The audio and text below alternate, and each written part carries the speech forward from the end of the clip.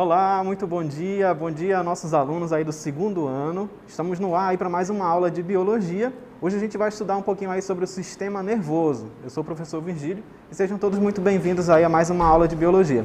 Qualquer dúvida, vocês podem mandar aí no chat, que nós temos professores acompanhando e qualquer coisa a gente resolve durante a nossa aula, certo? Então vamos lá, vamos ver aí o nosso conteúdo da nossa aula de hoje, como eu falei. Sistema nervoso, né? A nossa aula de número 29 de biologia sobre o sistema nervoso, conteúdo aí do segundo ano. Então, a gente vai observar agora como está formado aí o nosso sistema nervoso, qual é a sua importância e a sua função aí para o desenvolvimento do nosso organismo. Vamos ver aí a nossa próxima imagem.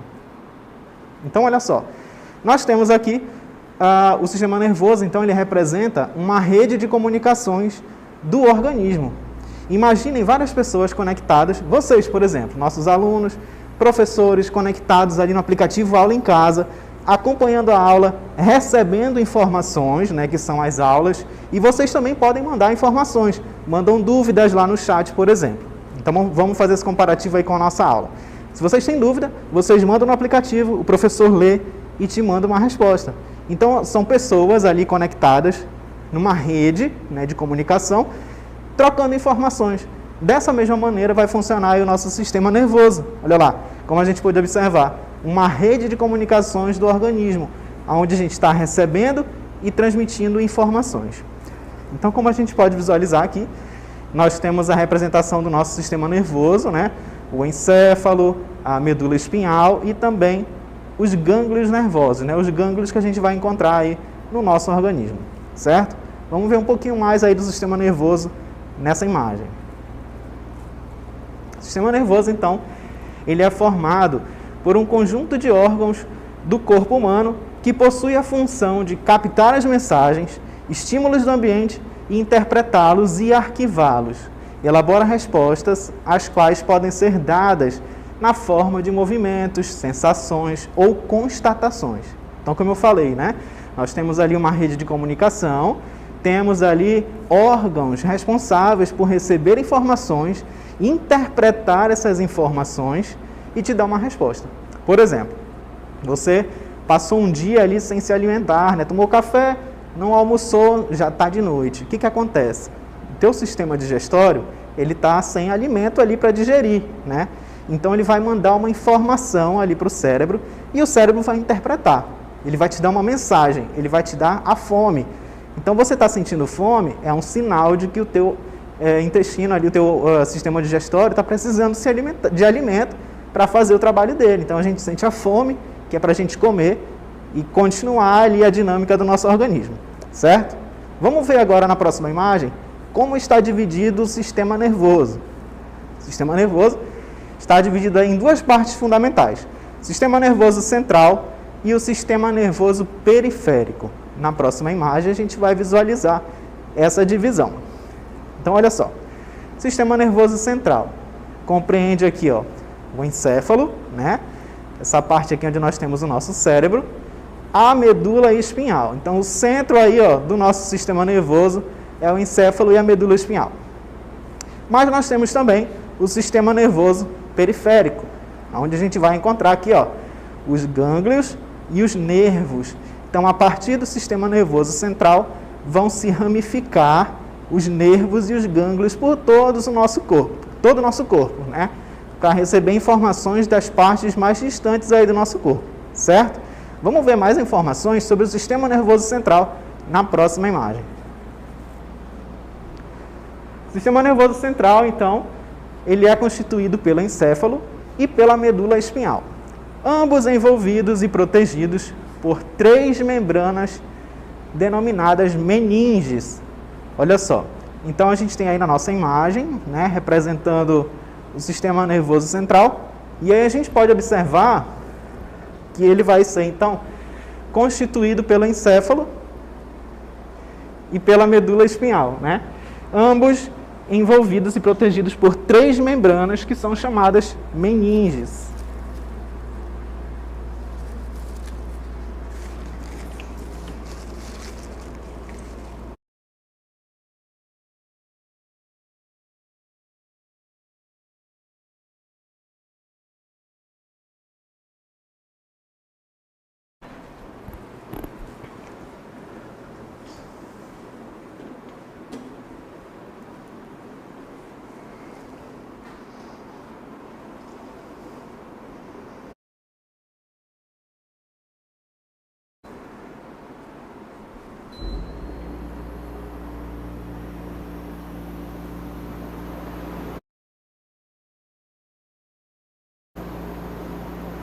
As meninges, então, elas são essas membranas que vão proteger o nosso sistema, na verdade o nosso encéfalo, né? Porque como se trata aí de órgãos bem sensíveis, delicados, que tem uma função importante aí para o nosso organismo, eles precisam dessa proteção. Então nós vamos ter aí as meninges, né, fazendo essa proteção. Na próxima imagem a gente pode observar aí, ó, como está dividido, então, o nosso encéfalo. O encéfalo, ele pesa aproximadamente 1,5 kg e está localizado na caixa craniana, né, que é o nosso crânio. Como a gente pode observar, aqui nós temos o encéfalo e em volta dele, ó, nós vamos ter o crânio, né, que são, na verdade, é o osso responsável por proteger aí o nosso encéfalo. E o encéfalo ele vai ser dividido em cérebro, diencéfalo, cerebelo e tronco encefálico. Na próxima imagem, a gente observa aí um pouco mais de informações sobre o cérebro. O cérebro é o órgão... o cérebro, então, ele é o órgão mais importante, né? Cadê aí a nossa próxima imagem? É o órgão mais importante do sistema nervoso e representa apenas 2% da nossa massa corporal, porém, consome mais de 20% do nosso oxigênio. Comanda as atividades como o controle das ações motoras, a integração dos estímulos sensoriais e as atividades neurológicas como a memória e a fala. Na imagem a seguir, a gente tem aí uma visão do nosso cérebro. Nós temos uma vista lateral, né, que é essa imagem aqui, ó, de lado, né, onde a gente pode observar um pouco mais dos lobos do nosso cérebro, e uma visão superior, onde a gente consegue visualizar também o nosso cérebro dividido aí, ó, em 2 hemisférios, esquerdo e direito. E aí na próxima imagem a gente vê aí mais informações sobre os hemisférios do cérebro. O cérebro, ele é formado por 2 metades chamadas de hemisférios cerebrais, né? Como se fossem ali 2 bandas, a esquerda e a direita, cada uma com funções específicas. A metade esquerda, ela controla o lado oposto do organismo, ou seja, a ordem dos movimentos dirigidos para o lado direito, do lado direito, parte do hemisfério esquerdo. Se o hemisfério dominante é o lado direito do cérebro, a pessoa será canhota, né? Então a gente tem aí, ó, o hemisfério esquerdo controlando os movimentos do hemisfério direito e o hemisfério direito controlando os movimentos do lado esquerdo, tá? Como se fosse ali cruzado, né? Essas informações ali sendo repassadas de forma cruzada, certo? Vamos ver um pouquinho mais sobre o diencéfalo na próxima imagem. O diencéfalo, então, ele vai ser dividido aí em tálamo, recebe e envia informações dos órgãos dos sentidos para as áreas sensoriais do córtex cerebral e transmite informações motoras à musculatura, né? Aí a gente tem regiões, a região do tálamo representada aí na nossa imagem. Na imagem a seguir, a gente observa o epitálamo. Nele está a glândula pineal, que atua regulando os padrões de sono. Então a gente está vendo aí na imagem o nosso epitálamo, que tem essa glândula pineal. Essa glândula pineal, ela produz um hormônio que é a melatonina. E essa melatonina ela vai ser responsável ali pelos nossos padrões de sono, por exemplo. E aí nós temos também na próxima imagem o hipotálamo, que é o centro organizador das emoções. Ele também regula a temperatura corporal, pressão sanguínea, ciclo menstrual, comportamento sexual e sensações como fome, sede e sono. Agora o cerebelo, ele coordena os movimentos precisos do corpo, além de manter o nosso equilíbrio, tá? Recebe impulsos de diversas partes do corpo e faz a conexão entre o tronco encefálico e o córtex cerebral, além de regular o tônus muscular, ou seja, regula o grau de contração dos músculos em repouso. E a seguir, a gente observa informações aí do nosso tronco encefálico, tá? Já vimos ali o encéfalo, agora a gente observa o tronco encefálico. O tronco encefálico é a região do encéfalo responsável pela união entre a medula espinhal e o cérebro. Então a gente viu que o nosso sistema nervoso central, ele compreende ali o encéfalo, a medula espinhal. E aí a gente tem o tronco encefálico fazendo a união desses dois, certo? Vamos ver mais informações sobre ele aí. é constituído pelo mesencéfalo, ponte e bulbo, que são responsáveis pelas funções básicas para a manutenção da vida, como a respiração, o batimento cardíaco e a pressão arterial. A nossa medula espinhal, que a gente já falou sobre ela, agora a gente vai dar uma lida aí nas informações. É um cordão de tecido nervoso situado dentro da coluna vertebral. Na parte superior está conectada ao tronco encefálico. A função da medula espinhal é conduzir os impulsos nervosos do restante do corpo para o cérebro e também coordenar os atos involuntários, que são chamados ali de atos reflexos, né? Por exemplo, quando você toca ali numa panela quente, você tem aquele reflexo de tirar a mão imediatamente, né? Essa mensagem ela foi interpretada ali pela medula espinhal para que você não se queimasse. E aí você depois é que sente a dor para te deixar na lembrança ali que aquilo ali que está quente pode te causar uma queimadura, tá? Então é um ato reflexo. Agora a gente vai observar um pouco mais sobre o sistema nervoso periférico. Dá uma olhada na próxima imagem. O sistema nervoso periférico ele é formado por nervos que se originam no encéfalo e na medula espinhal. Sua função é conectar o sistema nervoso central ao resto do corpo. É importante destacar que existem dois tipos de nervos, os cranianos e os raquidianos. O sistema nervoso periférico ele pode ser dividido em, olha aí na próxima imagem, sistema nervoso somático regula as ações voluntárias, ou seja, que estão sob o controle da nossa vontade, bem como regula a musculatura esquelética de todo o corpo.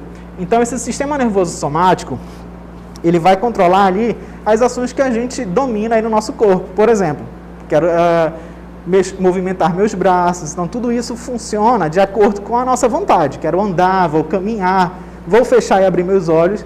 Então, são movimentos controlados ali pelo nosso sistema nervoso somático. Aquelas ações que acontecem no nosso organismo, onde a gente não controla, como o batimento do coração, por exemplo, elas são controladas pelo próximo sistema que a gente visualiza aí, ó. Elas são controladas pelo sistema nervoso autônomo. Ele atua de modo integrado com o sistema nervoso central e apresenta duas subdivisões. O sistema nervoso simpático, que estimula o funcionamento dos órgãos, e o sistema nervoso parasimpático, que inibe o seu funcionamento. Olha aí na próxima imagem. Na próxima imagem, então, nós temos o nosso sistema vai dividido aí em parasimpático, né, e o simpático. Então, um vai ter uma função e o outro vai inibir a função dele. Vamos dizer assim, que um vai contrair e o outro vai relaxar. Por exemplo, nós temos aqui, ó, o parasimpático com a função de contrair a pupila, né, lá dos nossos olhos, por exemplo. E o simpático vai ter a ação oposta, que é dilatar a pupila. Um outro exemplo, quando a gente está com vontade ali, por exemplo, de ir ao banheiro, né, a gente precisa, a nossa bexiga vai ficar cheia de urina até que você consiga ir ao banheiro para esvaziar. Então ela precisa ficar ali, ó, relaxada, né, para se encher de urina. Então o sistema nervoso relaxa a bexiga. E para que seja eliminada, vai acontecer a sua contração, para que seja eliminada a urina, né? Vai acontecer a contração da bexiga, que é controlada pelo sistema parasimpático, certo? Então, como eu falei, a gente vai ter aí esses dois funcionando ali, um tem uma ação e o outro contrai, né? Ele inibe a ação desse outro. Então, eles vão estar sempre agindo ali de maneira integrada, certo? Então, olha só, nessa aula de hoje a gente estudou um pouquinho mais aí sobre o sistema nervoso. Agora, nós vamos aí para a nossa dinâmica local interativa.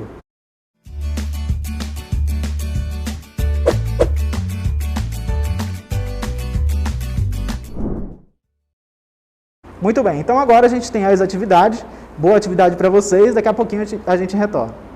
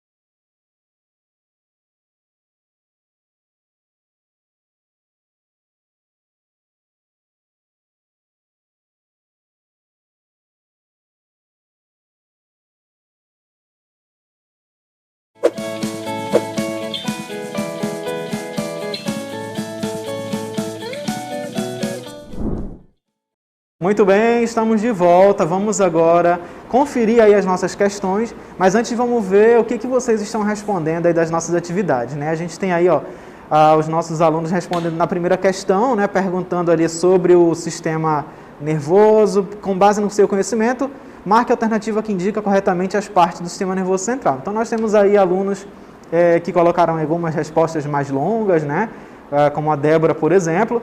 Temos ali o Johan, que colocou a letra A, o Diego marcou a letra E. Nós temos ali também o nosso aluno Jarleson, lá da Escola Estadual Rio Preto da Eva. O Jarleson marcou a letra E também. O Paulo Daniel marcou a letra E. O Pedro, a letra E também na primeira questão. O Everton marcou a letra E também. Todo mundo está indo na letra E, né? O Gabriel, aliás, a Gabriela, a letra E. Quem mais? A Maiara marcou a letra E também. Temos ali a Stephanie, marcou a letra E. A Fernanda também na letra E. A Kelly, não. Nós temos ali a Natália, né, que marcou a letra E. Então, olha só, vamos dar uma olhada agora na nossa questão, né, falando ali sobre o sistema nervoso central, né? Já vimos aí a participação de vocês no chat, parabéns, continuem participando, mandando aí a resposta de vocês, comentando só o que for sobre a nossa aula, certo? Vamos dar uma olhada na nossa primeira questão, né? Falando ali sobre o sistema nervoso humano, que se divide em duas partes, o sistema nervoso central e o sistema nervoso periférico. Com base no seu conhecimento, marque a alternativa que indica corretamente as partes do sistema nervoso central. Aí, na próxima imagem, nós temos as alternativas. Letra A, nervos e encéfalo. Nervos, a gente viu que ele faz parte do sistema nervoso periférico, né? Nós temos lá encéfalo e gânglios. Gânglios também faz parte do periférico. Letra C também não pode ser. Gânglios e nervos não. Nervos aqui na letra D também não. Então, obviamente, a resposta só pode ser nessa letra E, né? Medula espinhal e encéfalo, né? Então, parabéns aí a todo mundo que respondeu a letra E na primeira questão, falando que o nosso sistema nervoso central, né, é constituído ali pelo encéfalo e a medula espinhal, respondendo a letra E na nossa primeira questão. Ok? Então, obrigado aí pela participação de vocês.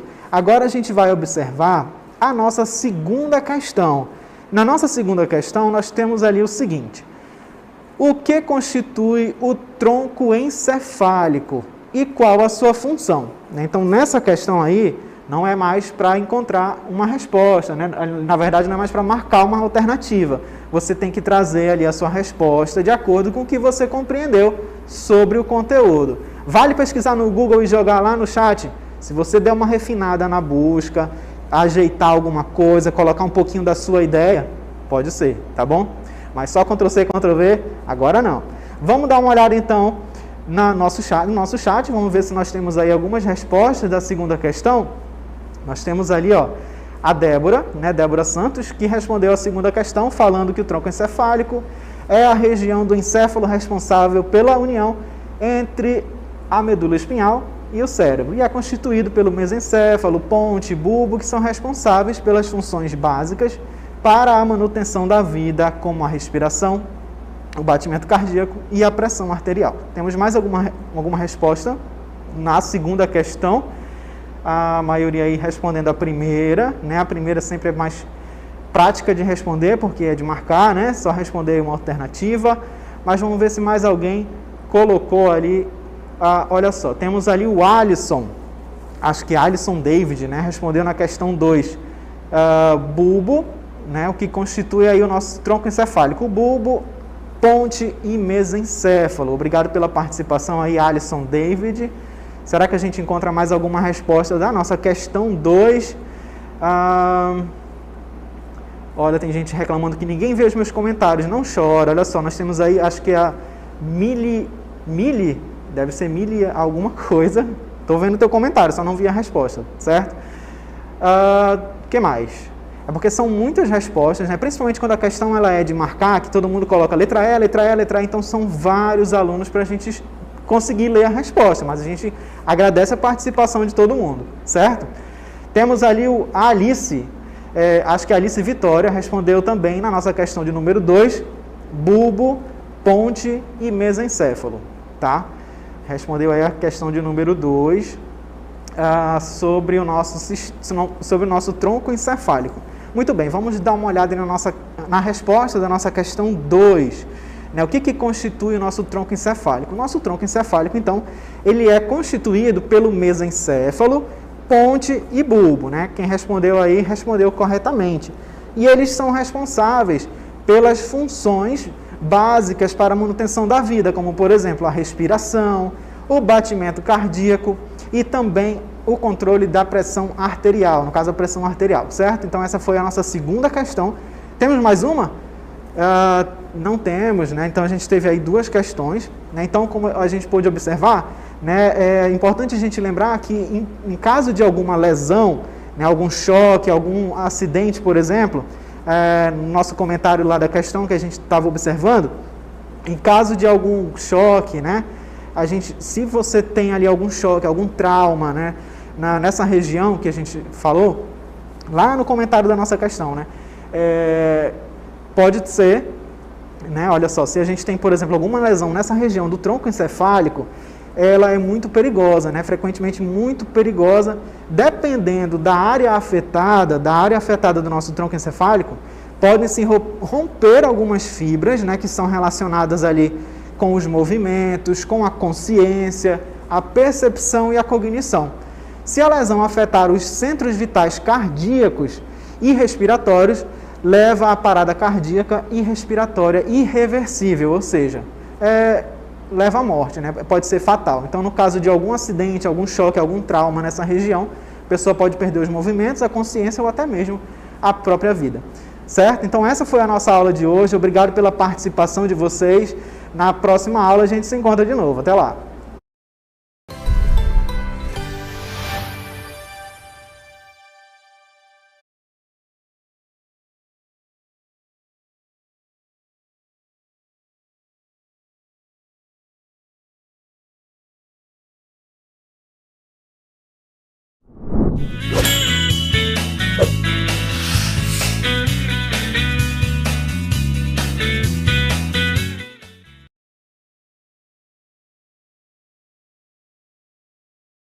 Muito bem, pessoal do segundo ano, tudo bem com vocês? Vamos continuar a nossa aula com a língua portuguesa. Eu sou a professora Joyce Martins e nesta aula de hoje nós vamos tratar de estudos textuais. Nós vamos falar a respeito do texto de opinião. Então, vamos colocar a nossa cartela no ar para a gente registrar o nosso conteúdo. Olhem aí, vamos tratar do texto de opinião dentro desses estudos textuais.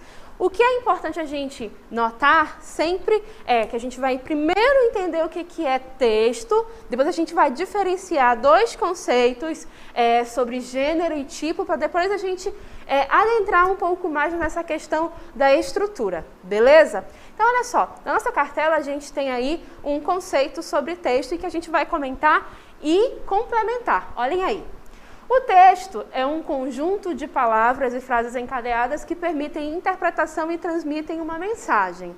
Isso é interessante porque trazer uma mensagem, o que significa trazer mensagem? O texto traz uma informação. Ele sempre vai carregar consigo alguma informação, mas não somente. Textos também são carregados de intenção. Eles são escritos para algo. Quem o escreveu, o fez porque tinha um objetivo, tá bom? Seguindo com a leitura.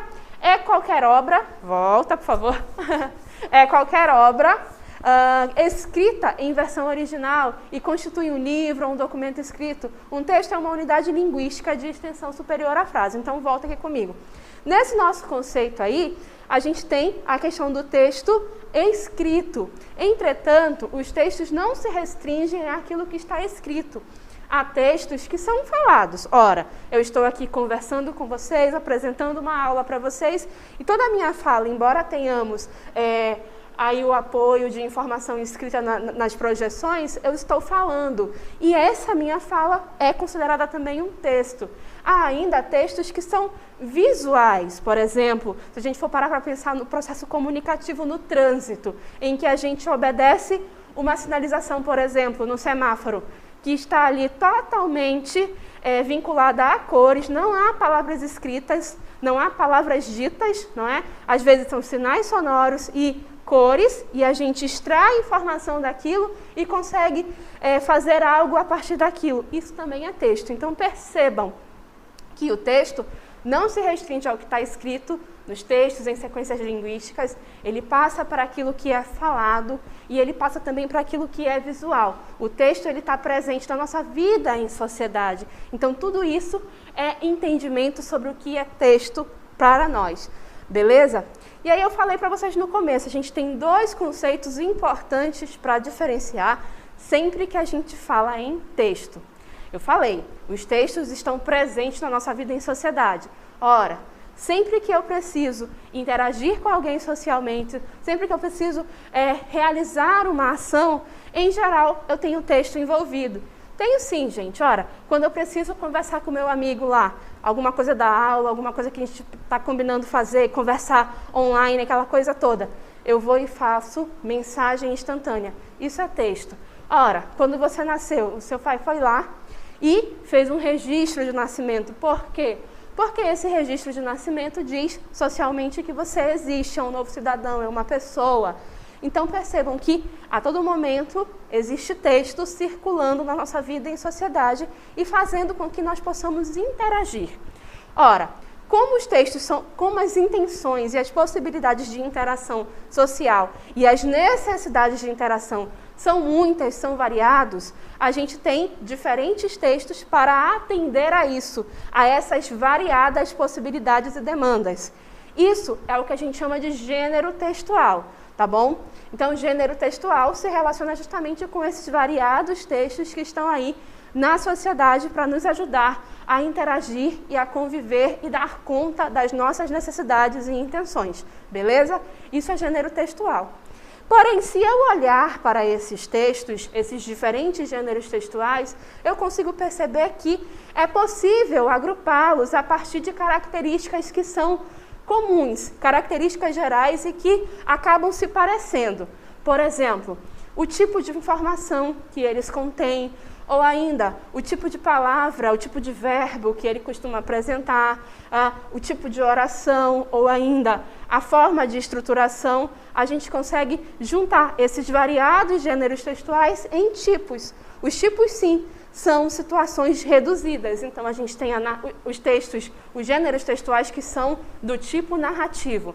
A gente tem os gêneros textuais que são do tipo descritivo. Temos gêneros textuais que são do tipo dissertativo, por exemplo, né? Então, percebam que os variados gêneros vão trazer para nós alguns tipos específicos, tá bom? Que são as características gerais, beleza? Então, gênero textual é alguma coisa, tipo textual é uma outra coisa. São conceitos que se relacionam, mas cada um traz para nós uma informação importante. Falei tudo isso para vocês para que a gente possa entender que nessa aula a gente vai tratar do gênero textual de opinião, tá bom? Do texto de opinião ou artigo de opinião, que é um gênero textual que é escrito quando se quer, quando se tem a necessidade social de quê? De expressar opinião, em geral a partir de um tema, a partir de uma situação polêmica, a partir de um tema que está muito em discussão na sociedade. Aí você tem uma opinião sobre aquilo e você tem a necessidade de expressar. Então, você busca o texto de opinião, ou artigo de opinião, tá bom? Em geral, ele é muito comum e muito presente em sites de jornalísticos, né? Sites, aqueles locais onde a gente normalmente vê notícia, vê reportagem e vê também o artigo de opinião de alguém que está emitindo opinião sobre o assunto. Antes, quando era mais comum os impressos, sempre no jornal impresso, na revista impressa, tinha lá a seção do artigo de opinião. Então, é realmente um texto que também está muito ligado à esfera jornalística, porém não devemos confundi-lo com notícias ou reportagens, porque são textos com finalidades distintas, beleza?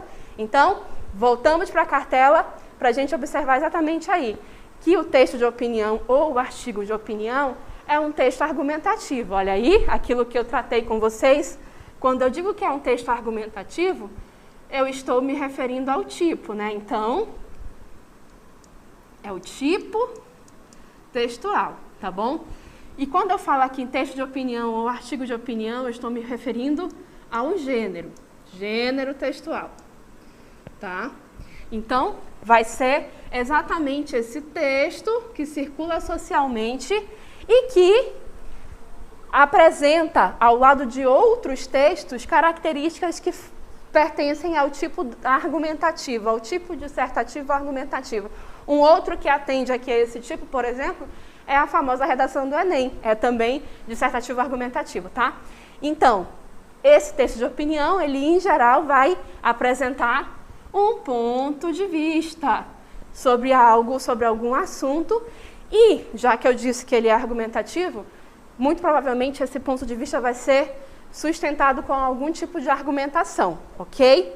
Seguindo adiante, o texto de opinião, né? Nesse texto de opinião, o autor, através de argumentos que sustentam a sua posição, a sua tese, procura influenciar o leitor, ouvinte, convencendo-o da verdade do seu posicionamento. Então, olha só, essa informação que é bastante importante.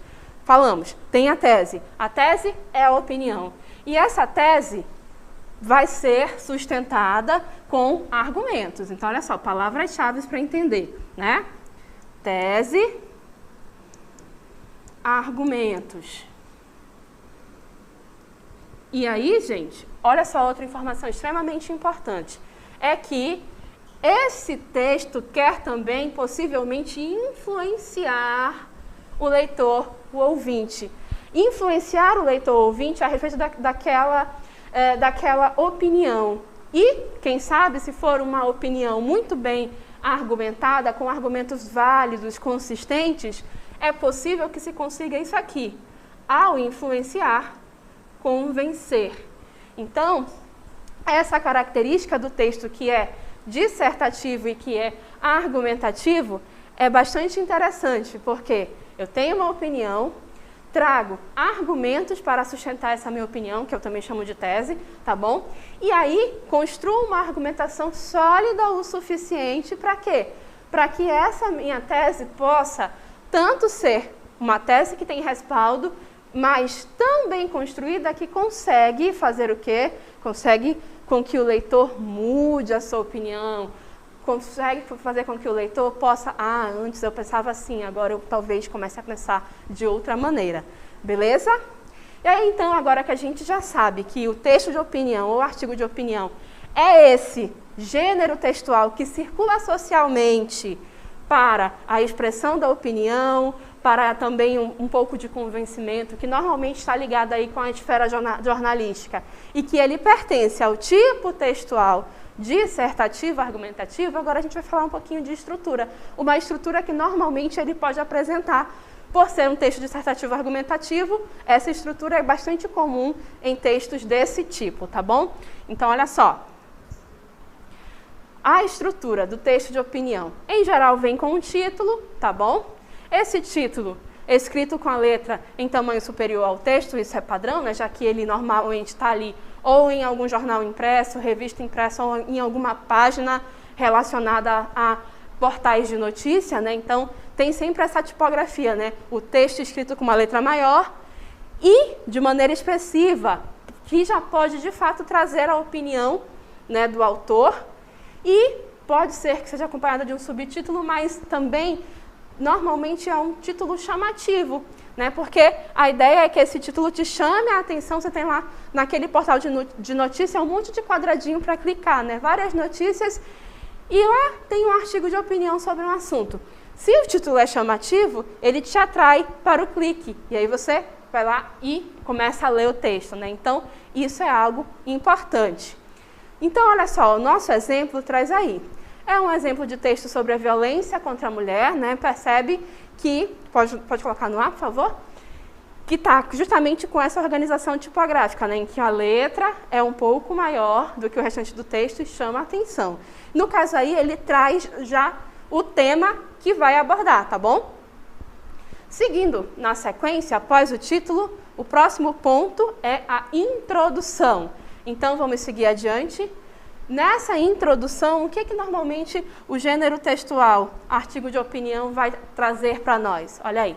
A introdução, ela vai apresentar de forma breve o tema, que será o objeto da análise, a opinião do autor e a tese a defender. Então, tudo isso é possível dentro de um parágrafo introdutório, que normalmente é o primeiro, trazer ali de maneira bem breve e geral o tema que se está abordando e a tese defendida, né? A opinião desse autor, já que lembra, é um texto de opinião, precisa ter essa opinião. Essa opinião pode ser já apresentada nesse parágrafo introdutório.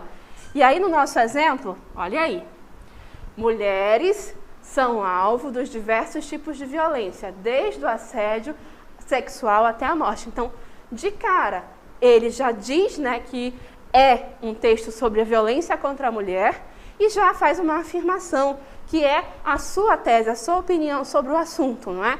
Ele diz, ele afirma que as mulheres são vítimas de violência e já diz que é uma gradação, desde o assédio até a morte, né? Então, dentro desse espectro, a mulher vai ser vítima de diferentes formas de violência, e é esse o ponto do autor nesse texto. Então, vimos que tem um título, vimos que tem uma introdução.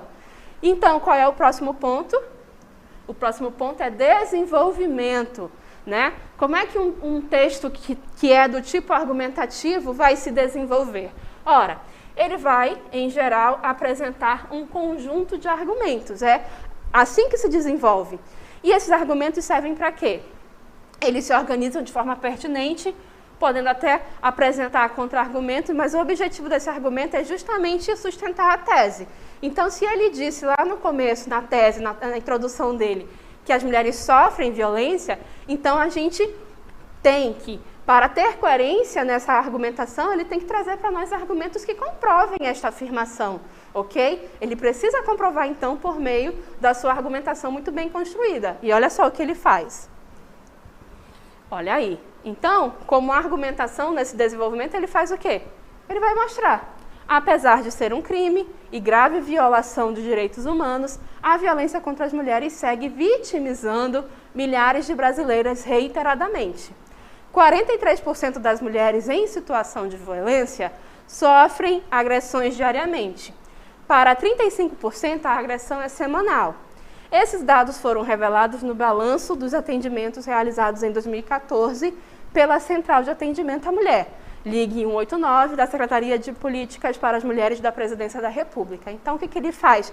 Para comprovar que realmente existe a violência, que ela é um fato, ele traz dados estatísticos. E esses dados estatísticos vêm de uma fonte segura, vêm de uma Secretaria da Presidência da República. Então, não é algo que ele inventou, que ele tirou da cabeça, é real. Então, percebam que ele traz dado estatístico para sustentar a sua tese de que a mulher sofre violência. E aí, como é um texto dissertativo, para finalizar, em geral, a conclusão pode ser aí a retomada da tese para reforçar essa posição através de síntese ou dos argumentos, ou a retomada e o reforço do argumento que seja mais forte, ok, gente? E aí, então, para fechar, ele poderia, né, reafirmar esse argumento e mostrar que, de fato, a mulher socialmente sofre essa violência. Certo, gente? Então, a gente conversou sobre artigo de opinião, esse gênero que circula socialmente para a expressão da opinião sobre um tema, um fato, algo em discussão na sociedade. E agora a gente tem uma atividade. Vamos lá?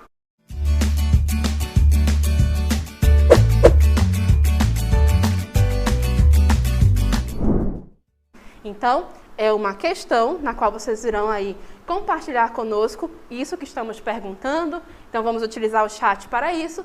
E daqui a pouco nós retornamos para a interação, beleza? Até mais!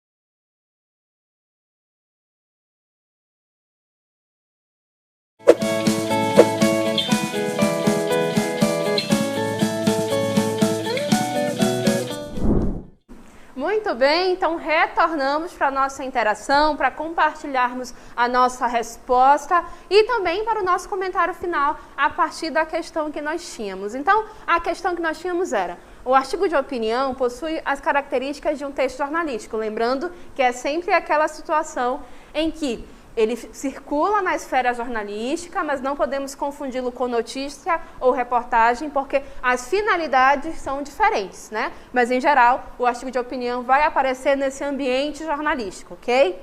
E aí vem a pergunta: qual é o principal objetivo deste tipo de texto? Então, o objetivo, a finalidade, sempre com aquela noção que eu comentei com vocês durante a aula. O texto que circula socialmente, o gênero que vai servir a um fim, ele vai existir porque tem um objetivo, tem uma finalidade, alguém o escreveu para isso.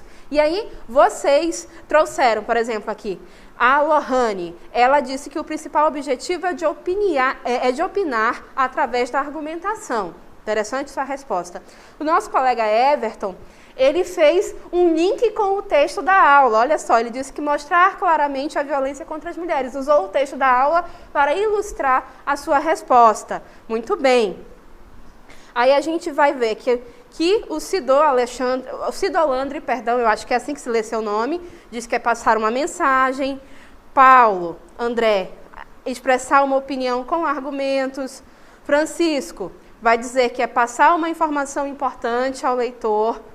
Vinícius, passar uma opinião para o público em geral. Então, temos aqui diferentes respostas, mas percebam que vocês, na resposta de vocês, estão sempre usando um verbo no infinitivo, né? Passar a opinião, passar a informação, instruir, informar, enfim.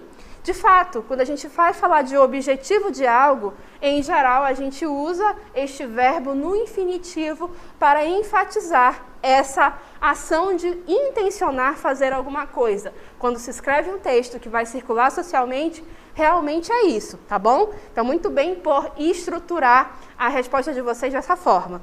Seguindo aqui, vamos ler um pouquinho mais o chat, não é? Aqui a gente vai ver lá, o Jander diz que é transmitir uma opinião ao leitor através do texto, né? Seguindo adiante, a gente vai ver que a Ana Clara disse que o objetivo principal é o objetivo da argumentação, né? Vinícius, passar opinião ao público e assim por diante. Então, agora baseado em tudo isso que a gente leu, que vocês escreveram aqui para nós, olha só que interessante. Então, a gente leu passar informação, transmitir informação, expressar opinião e assim por diante. Então, muito cuidado. Eu disse a vocês que, de fato, o artigo de opinião circula na esfera jornalística, sim, mas a gente não pode confundi-lo com notícias ou reportagens. Esses textos, sim, eles têm essa intenção de trazer uma informação, de passar uma informação, especialmente a notícia, né? A notícia, ela trabalha com aqueles fatos mais recentes que aconteceram e que são relevantes de maneira mais recente. A notícia traz essa característica e tem essa intenção, esse objetivo principal. O artigo de opinião, embora ele esteja dentro aí da esfera e ele traga, sim, informações, claro, ele vai informar, mas ele vai além, tá bom, gente? Ele vai informar porque ele vai trazer dados estatísticos, vai falar de um tema que é importante, relevante atualmente, mas ele não vai se prender somente na informação, tá bom? Então, isso é um ponto importante. Ele vai informar, mas ele vai também expor opinião sobre tema e, em última esfera, né, quando é realmente muito bem construída essa situação, então ele consegue persuadir. Então, a gente pode dizer que a nossa resposta vem em 3 níveis de gradação, né? Ele informa no sentido de que traz informações, de que trabalha com um conteúdo atual, relevante e recente, mas não fica somente nisso, tá bom? E é justamente o que o nosso gabarito traz para nós, olha aí. Como resposta, bora lá para o nosso gabarito. Então, tem a informação que muitos colegas falaram aí para nós, mas não para nisso. Aqui a gente já colocou direto a questão da persuasão, né? Mas a persuasão, né, o persuadir, vem por quê? Porque a gente expressa opinião, né? Então, vamos colocar aqui, expressar opinião, expor, opinar, enfim. E também a gente faz o quê? A gente constrói essa argumentação para que essa opinião fique, ó, beleza, show de bola. Então, é uma resposta que precisa passar por esse recurso, tá bom, gente? A gente agradece, né, a presença de vocês no nosso chat, o fato de vocês utilizarem muito bem essa ferramenta aqui para a gente se comunicar sobre o conteúdo, sobre as respostas de vocês. Lembramos que lá no chat há outros professores que estão sempre se apresentando quando uma aula começa, então vocês podem conversar com eles também sobre o conteúdo, tá bom? Uma boa aula, uma boa continuidade para todos nós e a gente se vê em uma outra oportunidade. Até mais!